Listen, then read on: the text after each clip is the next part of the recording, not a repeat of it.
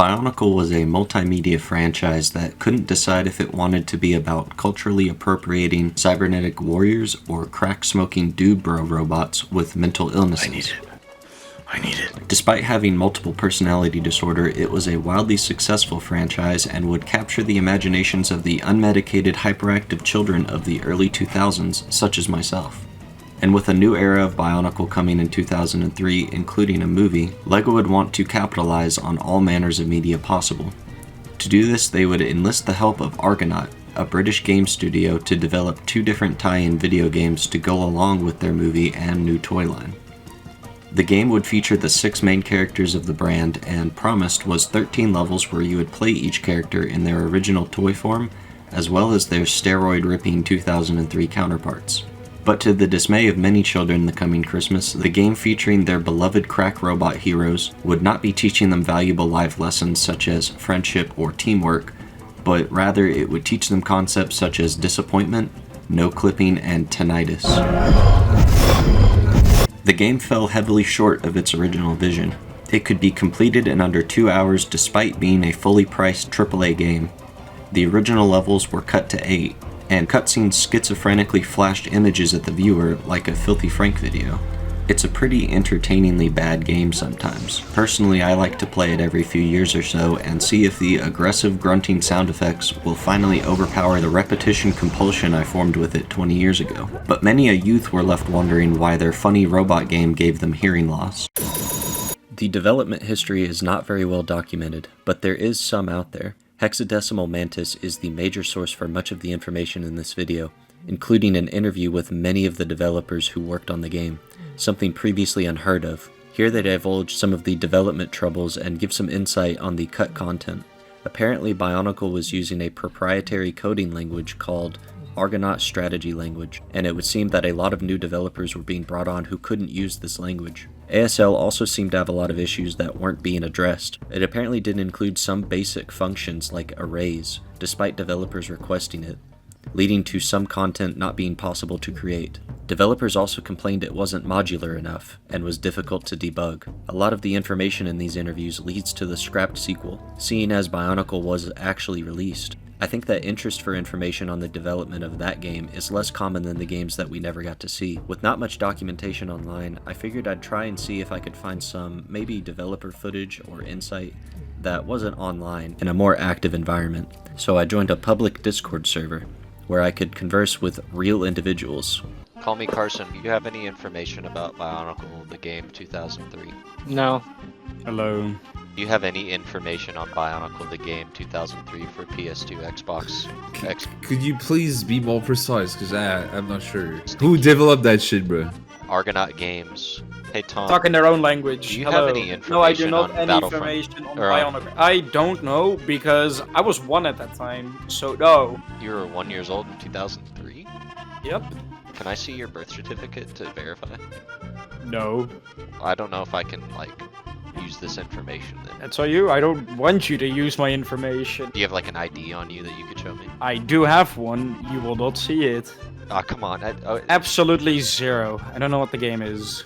You don't know Bionicle 2000? No, and I don't need to know either. I'm sorry. You think any of us just randomly have development footage of that lying around? Basically, the I don't think anyone on this server will probably not be around the age where they could have played Bionicle. I think you're in the wrong server right now. Dude, I played Bionicle.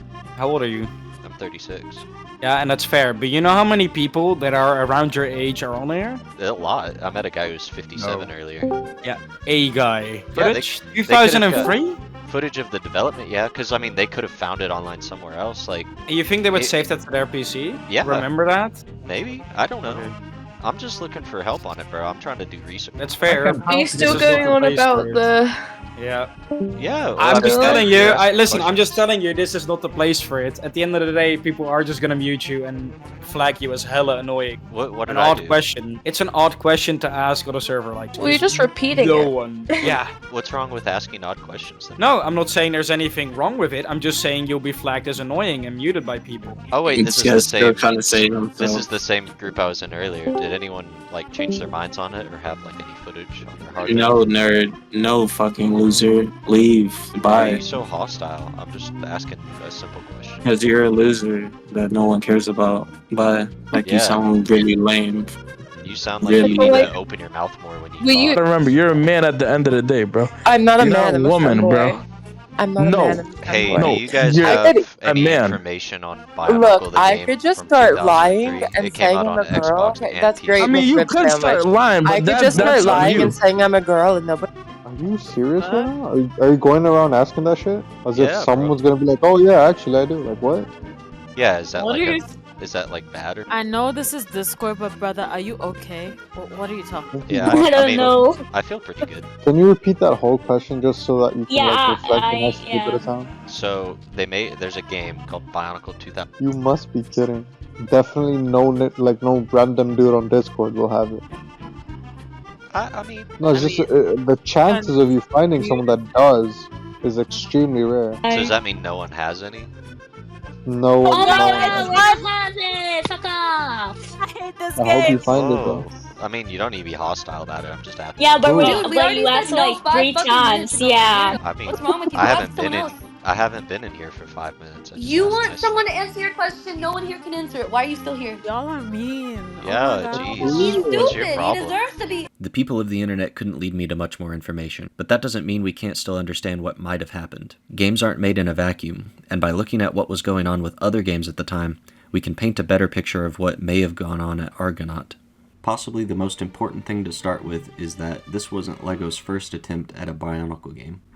The plan to include video games as part of the multimedia aspect of Bionicle dated back to before Bionicle was even released. LEGO would partner with Sapphire Corporation to make this happen, and 2 games would be planned. A lead console game featuring the 6 main characters and a supplementary handheld game. It would be titled Bionicle: The Legend of Montanui, and was intended to be the crown jewel of the franchise's opening. It was supposed to be the main source to learn the story and lore of the Bionicle universe. The game would never see the light of day, and to this day Bionicle gremlins run espionage operations to uncover and rebuild the game using early builds built onto CDs and given to some of the development team. Early in development, it would seem that Sapphire would have decent creative control of the game without much interference from LEGO. They would occasionally instruct them to change things. If something like a fireball didn't suit the game, a Sapphire employee would be selected at random and keel-hauled in front of the rest of the staff. But overall, the rest of the staff and LEGO would get along swimmingly until LEGO decided that violence is detestable and cringe due to 9/11, 1 month before the game was originally supposed to release. LEGO's anti-violence policy would become their only policy, and Sapphire wouldn't be allowed to include any violence in their game. A month later, the game would be cancelled, and while the national tragedy causing this is only an unfounded conspiracy theory, their public explanations being chip compatibility and timing, this would hardly be the only game affected by 9/11. The original name of the Arbiter in Halo 2 was going to be the Dervish.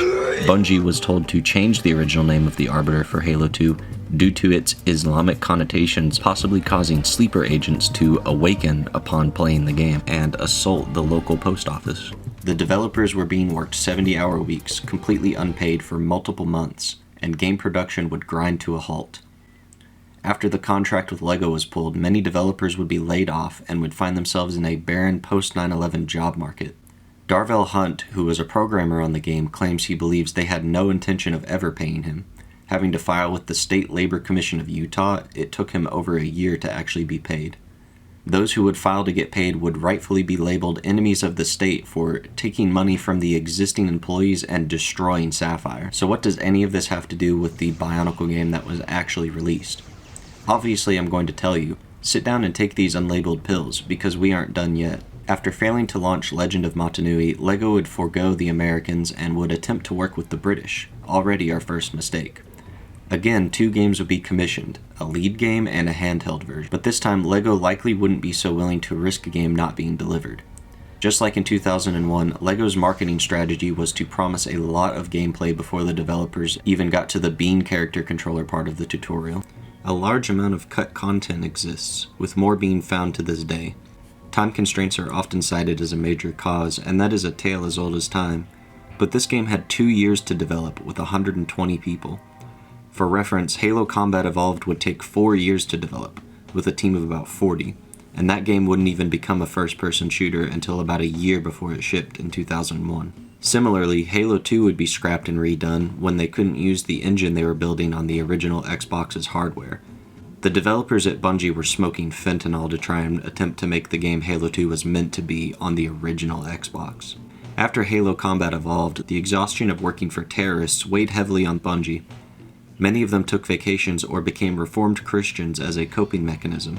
Project lead Jason Jones would leave the development of Halo 2 to the developers who weren't still in cognitive behavioral therapy, and most of them would just start making whatever they felt like, which in the games industry is a big no-no because, as we all know, real developers hate their life and die on the job.